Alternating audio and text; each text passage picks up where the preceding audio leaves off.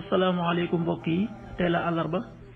juróomi fan ci jumaadal ula muy weeru rakkaati gàmmu ci atum junni ak ñeenti téeméer ak ñeent fukk ak ñeent ci gàddaay yonente bi sallallahu alayhi wa sallam dëppoo fanweeri fan ci weeru novembre ci atum ñaari junni ak ñaar fukk ak ñaar juróomi fan dafa bokk ci lim yu fàtte kon tey ci àllarba ji rafetul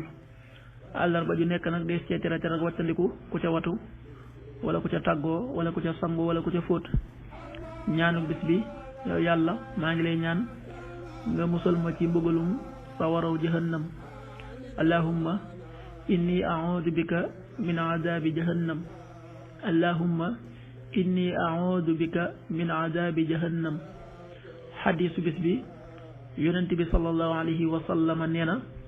yéen nit ñi seen boroom kenn la seen baay it kenn la muy aadama arab gënul ku nekkul arab ku nekkul arab it gënul ak arab ku xonq gënul ku ñuul ku ñuul it gënul ku xonq lu dul ci ak ragal yàlla ndax jotal naa ñu ne ko jotal nga yow yonente bi yàlla bi xadis bi ahmad nettali na ko qaala rasulullahi sallallahu alayhi wa sallam yaa ayuha nnaasu ala inna rabbakum waxidun wa inna abaakum waxid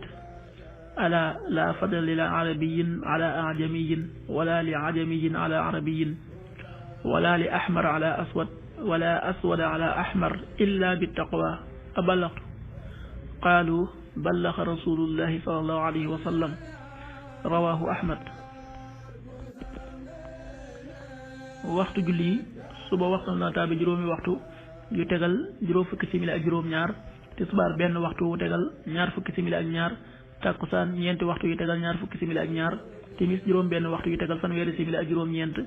gee juróom ñaari waxtu yu tegal juróom fukki simili loolu mooy waxtu julli ci Touba ak li ko wër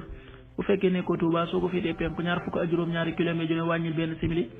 soo ko féetee sowwu ñaar fukk ak juróom ñaari kilomètre ju ne yokkal benn simili soo ko féetee gànnaar wala Saloum